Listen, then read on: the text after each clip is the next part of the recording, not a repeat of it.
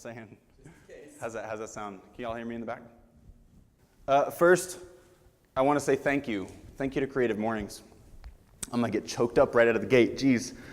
I first heard about Creative Mornings when I was a futurist working with Turner Broadcasting, and our client had said, you got to come to Creative Mornings. You guys should totally do this in Nashville. And we were like, yeah, we totally want to do this in Nashville. And then we knew about the limit that we couldn't get it here in Nashville because we weren't big enough as a city. So the fact that I'm standing here right now today, that's awesome. We just did something totally beyond just by showing up. So I'm grateful. I'm grateful for the Creative Mornings team here in Nashville. It's been awesome to work with you all. And I'm grateful to my wife and my children for putting up with my craziness. Imagine living with me, for those of you who know me, and those of you who don't, after this, then just think, God, somebody has to live with that. I also want to give a special shout out to Justin Hamilton over here. Will you raise your hand? Justin is he's my gate into, you could sort of say, like he gave me my first dose of virtual reality, and now I am totally hooked. So thanks to Justin for here. We actually have his rig set up, and at the end of this talk, I'm going to give a talk, and then we'll do some question and answer, and then one of you might get a chance to jump up inside it and get an experience in virtual reality, and we'll get to watch you do something beyond what you thought you would do today. So this journey, this talk, is going to take you from reality that we are in right now to the impossible. Because the impossible is where creativity begins. It all starts with somebody going, that's impossible. And then the creative people jump in and go, yes, now I can do my work. So that's what we're here to do. Something that you might not know about me is that I'm an international athlete. I actually have a world title in ultimate frisbee on the beach in Italy in the early 2000s.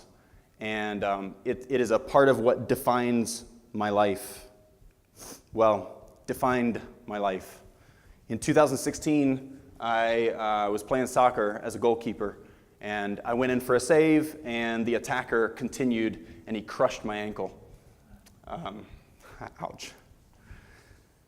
I broke my fibula, which is the small bone on the outside, and I displaced my tibia, which is the big bone. I tore the syndesmosis, which is a major ligament that holds the two bones together, and the deltoid ligament that connects the tibia to your foot. So all in all, it took 8 screws. It took, you can sort of see the shadow here where they drilled a hole in both bones so they could use like a come-along to pull my bones together so that I could heal all in place. All in all, it's about an 18-month recovery. So I'm standing here today, and I'm excited about that. Not running yet, not dancing, but I'm almost there. When they asked me after this surgery on a scale of 1 to 10, where's your pain? I would say, 52. Because it had definitely taken me beyond what I thought was my threshold for withstanding pain. Bone cuts are significant. I don't advise it unless you're into that kind of thing. So as a lifelong athlete, it was devastating. The world the box that I viewed the world through was completely shattered. I had this small and very isolated belief or realization that who I was up until that point had just dissolved. Now who was I going to become? Wow. I'm touching into every piece of my emotion right now. This is the gift of my mother.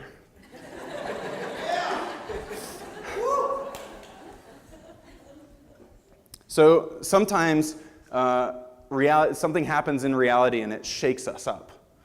Sometimes it's reality itself. So I want you to consider a box. Imagine a box, and inside that box is everything that you know. Everything you're familiar with, everything that you're comfortable with. Outside of that box is everything you don't know, everything you're not comfortable with. This is the box that when we say, think outside the box, that's the box we're talking about. So consider your box. I want you to imagine its color, its shape, its size. Are you satisfied with what's in the box? Do you want more? Would you like to change some things in the box? Good, because that's what we're here to do. So this is what I call the IK, which is the I know. This is when I tell my kids, hey, remember to, they go, I know.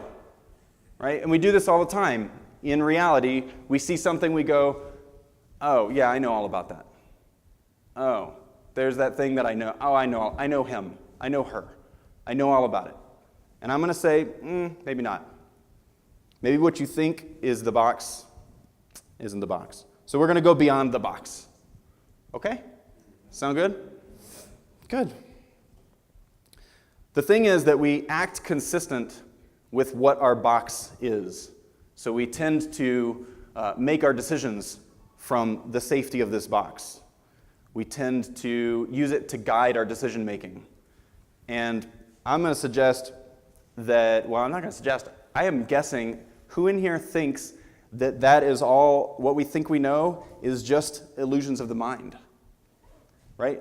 Illusions of the mind, like we think we know something, but we all will agree intellectually that they are just illusions. These things that we think we know, we don't really know, yet we don't really behave that way. So I'm going to encourage you to get beyond this. My injury was a major disruption. And so I was forced into, through this catastrophe of my own life, to re-examine my box, disassemble it, and create something brand new. Hello? So now let's get into some introductions. Now that you know a little bit about me, we're going to do an exercise. And it's a low-tech exercise, though it's technology that you're running around with all the time. In fact, not just humans have access to this. It's your hands. So we're going to play a game called hand-to-hand contact. So everybody take out your hands. Like take out your hands, like if they were in your pocket or something. Like free them up. And I want you to feel them. I want you to feel the boundaries of your hands. And I want you to think about this thought. Me and not me. Where do you stop and the rest of the world begins? What is me and what is not me related to your hands? So this exercise is going to take you a little bit out of your comfort zone. It'll probably take you beyond the boundaries of your own body. And it'll definitely connect you in a new way to someone else. You ready for that? Okay, great. So everybody stand up, find a partner, and stand face to face with them. Okay. And feel free to say hello to not me.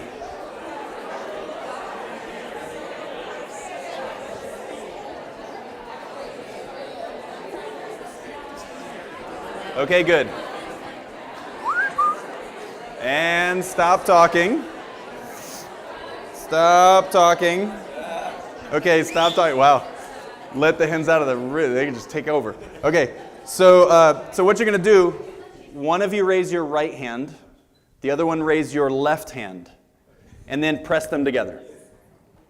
Say, hello, not me. Now, feel into that, and just take a moment to connect with this person through this contact, this simple contact. And consider again where you stop and where the other person starts. Me and not me.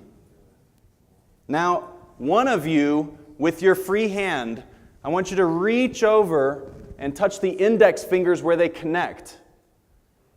Okay? The index finger where they connect. That's this one. That's your pointer finger. So I want you to touch them with your other fingers like this, right? Just touch them. And then you can use both fingers and like go from the base and rub up. Just feel what that feels like. Use your thumb as well. Use your thumb and your forefinger to feel that feeling. Okay, and switch. Let the other person now have a cop of feel. It's getting weird up here, man. I told you it would challenge your comfort. Okay, good. When you've had enough, you can have a seat. Oh yeah, no. And look, if you want more of that, we can get you a room later. It's no problem. So what just happened? I'd love to hear from some of you about what that experience was like. Tim and I bonded. You bonded. Okay, great. So what was it like when you reached out and touched the fingers? When you were reaching out and you were reaching with the other hand? What did you experience? It was almost as if the backsides of both fingers were... Did anybody else have that feeling as well? That when you were feeling both fingers together, it sort of felt like you could feel your own finger through them. Was that true for everybody? Yeah, so you just went beyond your own physicality. Now consider me and not me. I'm suggesting you're much bigger than you think. You just got outside your box. Woo! I'm done.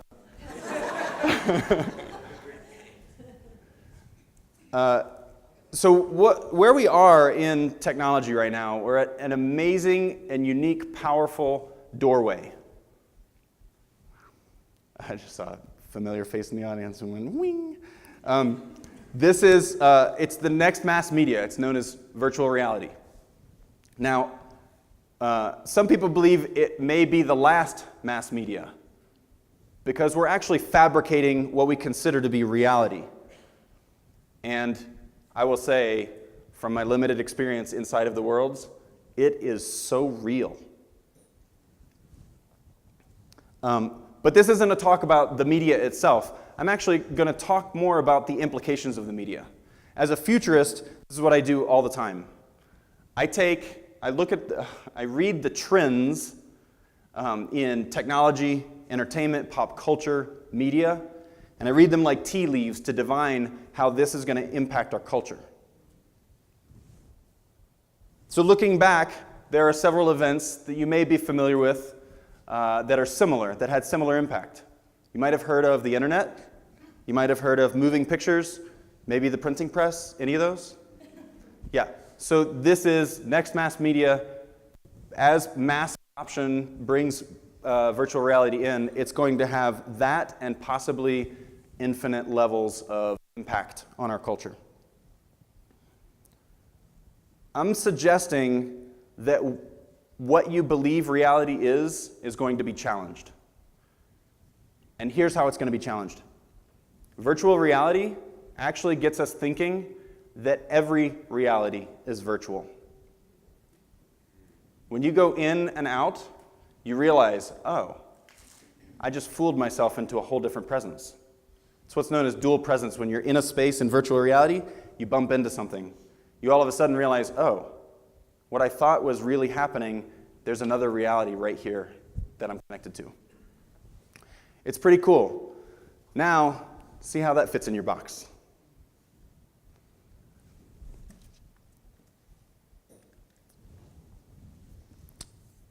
As an athlete, I'm constantly challenged to go beyond my mind, go beyond my own thought.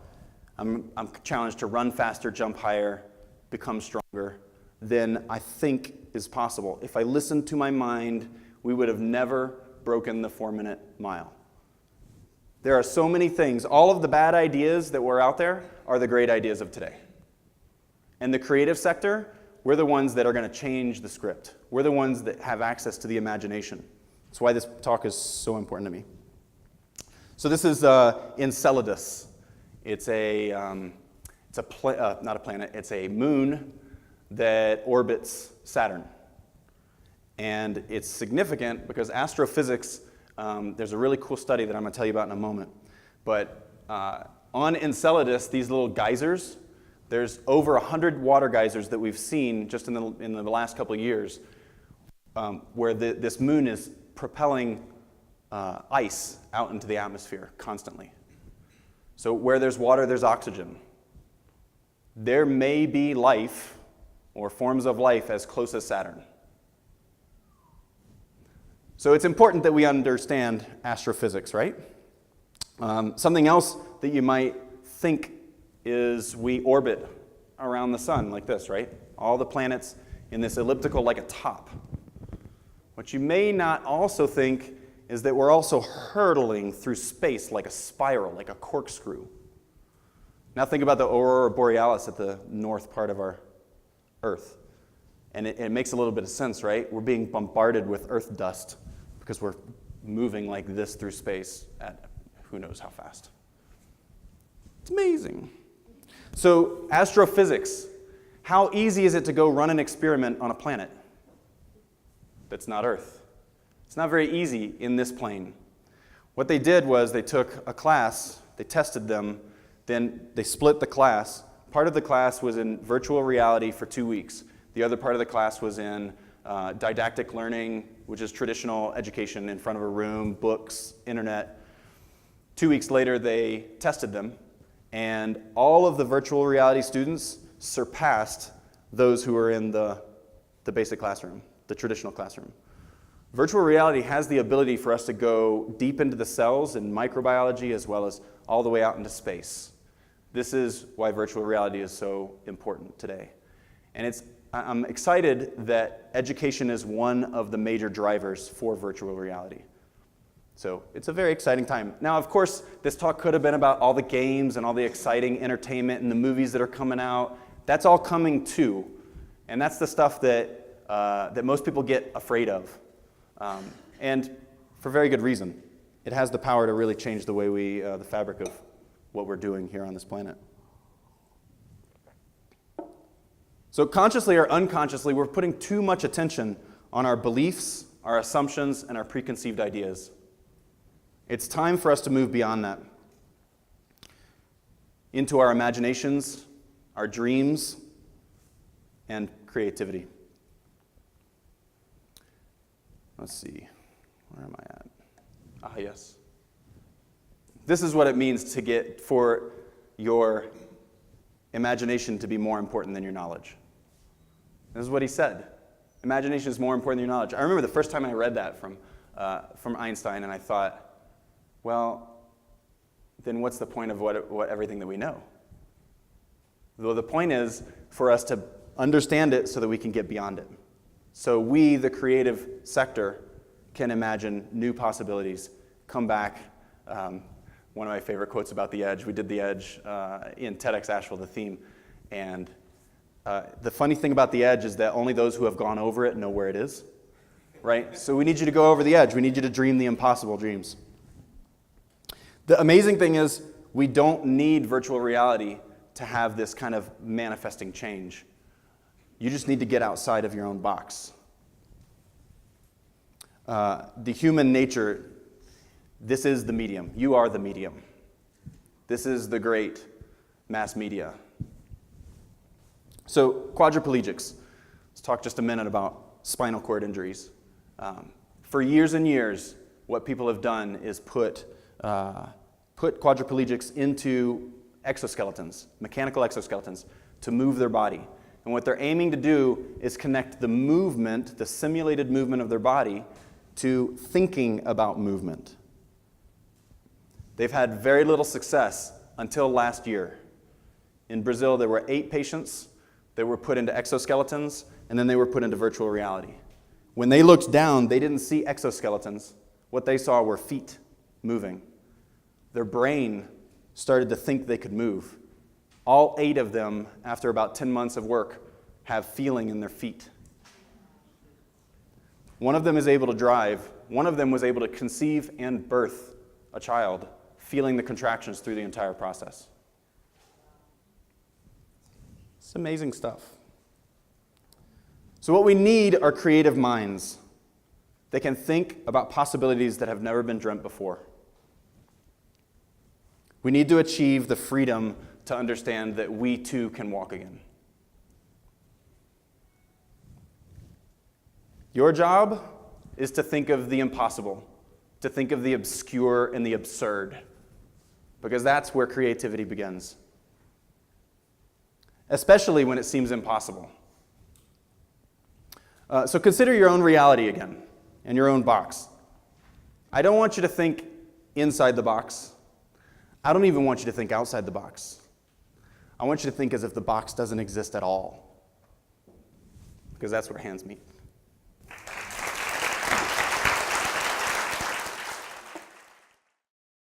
while we wrap up, we want to make it to where you can leave whenever you need to, because we want you to, do what you have to do today.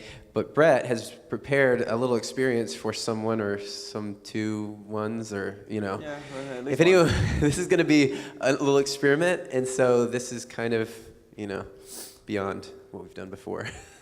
So would anybody like to get inside? Come on up.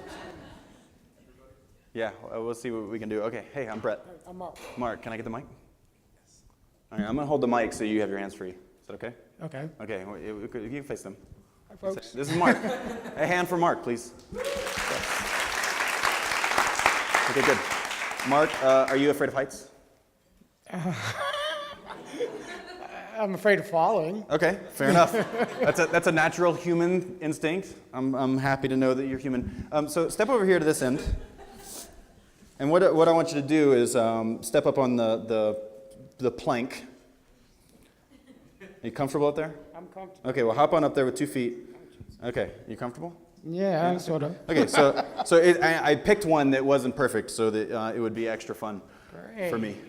So have a step forward and let's walk up to the end of the plank. Feel good about that? Okay, stay on the plank. Yeah. Now, can you do it backwards? I feel like I'm about to be arrested. Yeah, that's pretty good. That's pretty good. That's good. Good. Okay, good. Hey, let's give him a hand. Okay, so what we're going to do, is all set? What we're going to do is we're going to take you to the top of a building, and we're going to have you do that again. So if you take just a few steps back, just a few steps back right there, and then go ahead and Justin's going to help you get that mounted to your head. This is what's called a head-mounted display. Did you guys hear that? He said, "Oh shit." Okay, so do you see the plank in front of you? No. Okay, it's going to come on in just a second. Something happened to the... Oh, yeah. I'm probably in its way. We got the display up there again, too. Yep, you see a street. So let me do this. I'm going to give you a control here. See that? I do. Good. Can we turn up the sound, too, Justin? Okay, so you're going to actually... Oh, did it reorient? Looks like it did. Turn to your left. Oh, turn to your right. There you go. You see that the buttons on the menu? Yep, so reach out to the plank and pull the trigger. You see the one at the top that says plank? Reach out with your hand. Yep, and then there you go. All right, now I'll take this from you because you don't need it. Okay, can you see through the wall there? Can you see the... Yeah, okay, good. Okay, good. Enjoy the music. Where are you from, Mark? Boston originally. Boston, awesome. Yeah. Have you ever jumped off of a building before? No. Okay. All right. So now same invitation. You see the plank there? I do.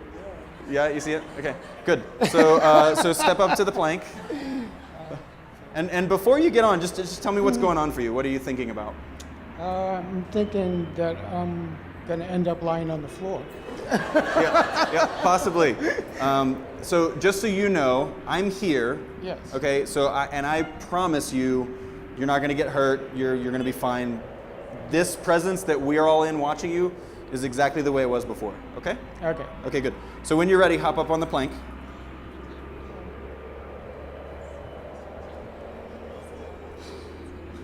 I can't see my... What's going on? My body doesn't want to let me go, Yeah. even... I absolutely, in my head, I know I have no chance of falling, but my brain does not agree with that. Would you say that you believe that what's happening in your eyes is actually happening? I have no choice. I have no choice.